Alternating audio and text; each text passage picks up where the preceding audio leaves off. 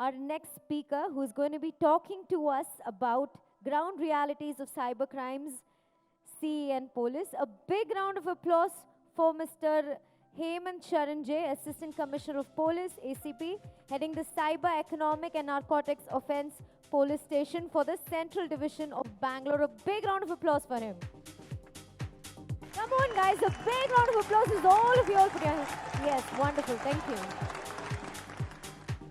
So good afternoon all. I think I have entered at the very wrong time, right before the lunch. It's very tough to hold you because after such luminaries and dignitaries who have spoken, I have to, just maybe repeating some of the points which might have already been discussed. See, I represent the cyber, economic and narcotic police stations, and I am indeed privileged to be part of this great event, which will bring in all the stakeholders, and the organizers have felt even police should be a stakeholder, and they've called us. We are really thankful to it, and that too from the cutting edge. We are like the first responders in most of the cases. Like you were talking about the first responders, invariably we are the first responders, and in many cases, officer levels, officers also may not be the first responders. It could be the constable who goes and who responds and who has been trained to a large extent. So Karnataka State Police has been a pioneer always. I think in the whole country we had the first cybercrime police station set up in CID. For the whole of the state they used to cater. Later on, we had a special separate police station for cybercrimes in the Commissioner's office, and one more for the rest of the state. However, in 2020, the state felt the need for having separate cybercrime police stations across the state, and as of now, we are having around 43 cyber stations. And if you go to the districts, each district has one cybercrime police station, where a decentralized and a faster way of handling crimes is being done. So Bangalore city per se has been divided into 8 cybercrime police stations, and the load we are facing is huge. Last year, around 22,000 cases were reported in Karnataka pertaining to IT Act and the cybercrimes. This year, they are expecting it to go across 24,000, and with the coming of AI and so many things which do not directly involve people, like you can have bots and other things, these crimes are definitely going to increase many folds, and we all need the support of technology and the technology know-how so that we can deliver in a expected manner. So yeah, so this is I represent the Sen police station from Bangalore City Police. So without taking much time, I've been given 10 minutes time, and I'll try to do justice to it. So quickly to run through whatever is there. So this is our police station. Ours has been designated CEN is what is generally referred to as Cyber, Economic and Narcotics. And this was South Division. I represent the Central Division. So basically, some of the issues that we are facing is, one is we are currently like not very much staffed to the appropriate level. We are working in less than the full capacity, we can say. So some staffing issues are there, and we are getting more staffs gradually, and which will definitely be set in place. Second is the infrastructure. See, whatever the forensic tools which we are having, it needs to be continuously upgraded. Once we get some tool, some kind of patch upgradations or the new versions, if they are provided, that will be of great help to us. And mainly, like apart from the proprietary, even the open source and other softwares also would be of great help to us in dealing with the daily crimes. Because if today a crime is registered, earlier there was a concept of golden hour. Now they say with 5G technology, it is golden minute. In going forward, the speed with which the crimes will be committed will be much, much faster. So we need some faster tools which can help us in analyzing and coming out with the reports, so that we can really reach at the perpetrator over there.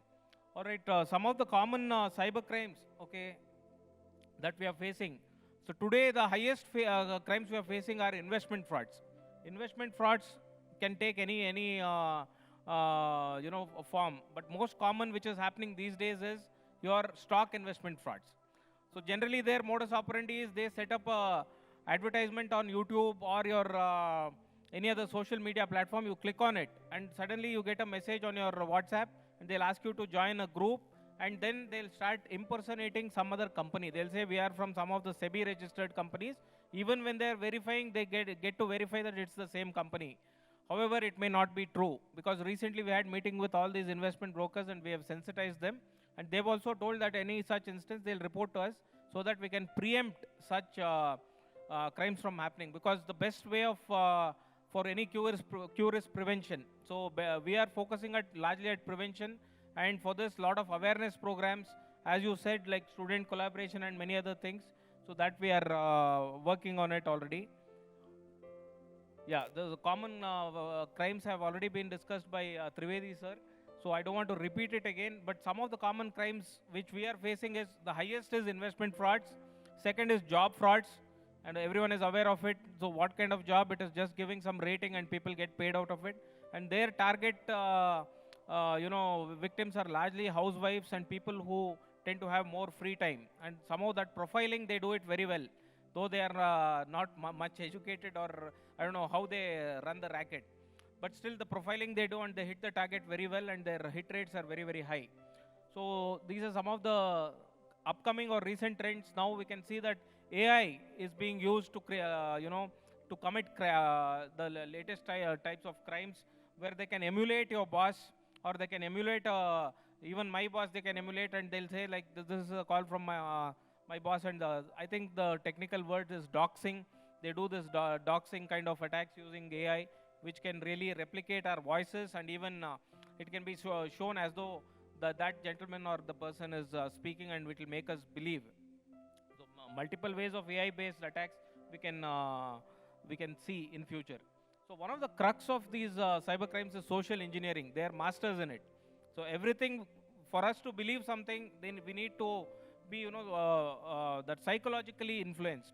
The social engineering is the hallmark of all cyber crimes. They'll make you believe that yes, it is true, and only after that they start going forward, and they manipulate you in such a way that even after reporting the crime, you will still be believing them, and they will be thinking that yes, my investment has gone up, and I might be getting it. So that kind of manipulation happens using the social engineering techniques, and I was just going through. There were like people from financial intermediaries who are here. I think you people must be facing more issues, because since it is a quick way of transferring money, most of the criminals are preferring this financial intermediaries as a mode of payment, because it's quicker, and in some ways it's quite difficult for us to trace, because you act as an interface between the bank and the point of sale or the customer.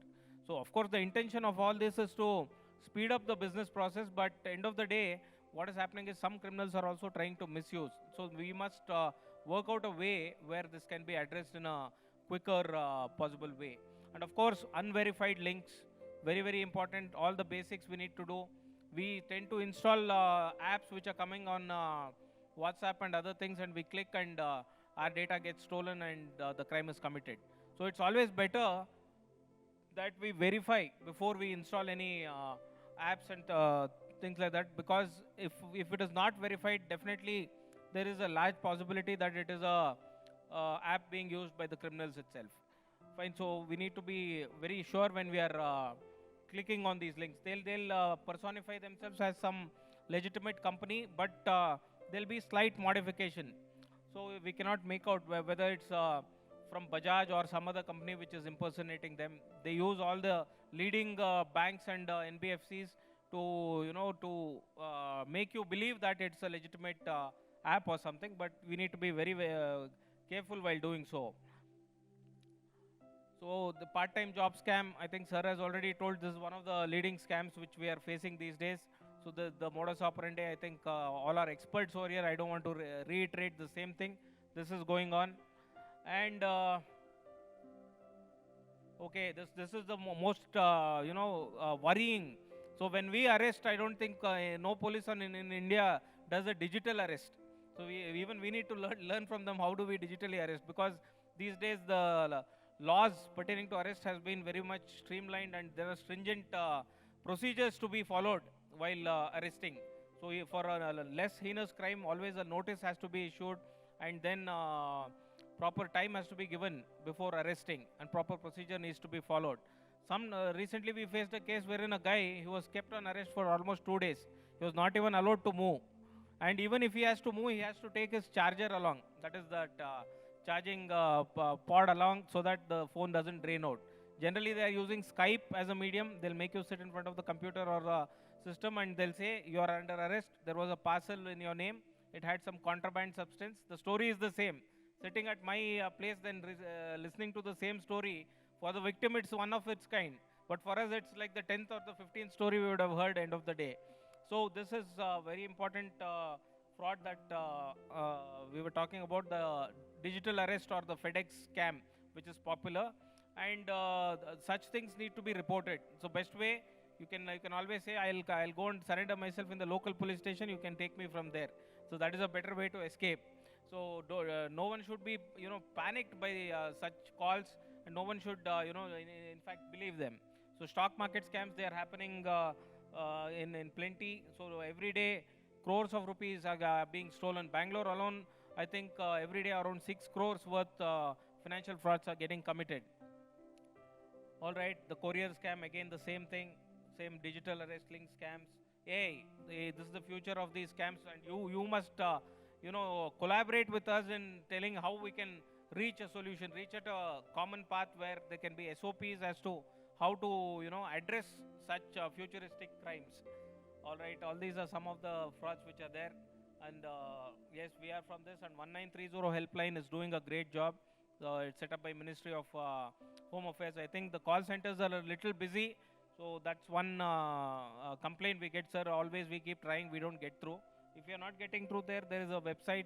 Through the website, you can always lodge a complaint. But what I would like to request through this great platform, which acts as an integrator, is we need some kind of hand-holding from your hand, largely on a pro bono basis, so that we can really work out a solution for handling these crimes, which are definitely going to increase further. And also this awareness programs, even we keep conducting, and we are happy if you can also join hand and explain to the people as to how they can be doubly sure, and how a simple software like antivirus can help them prevent so many malwares and other attacks.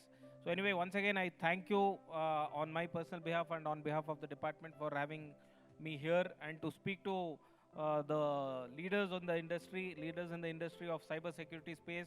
The CXO Cyways, such a wonderful platform, so that people like me and you can connect and have a common interaction regarding the very trending issue that is cybersecurity.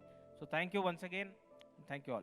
Thank you so much. I'm going to request you to just stay back on stage just a minute longer. And I'm going to request Mr. Navneetan to kindly come forward and felicitate this wonderful gentleman. I mean, I'm personally mind blown, because I know there are a lot of genres in music. I didn't know there were so many genres to financial scam as well. But thank you for that eye-opening session and a small token of our appreciation.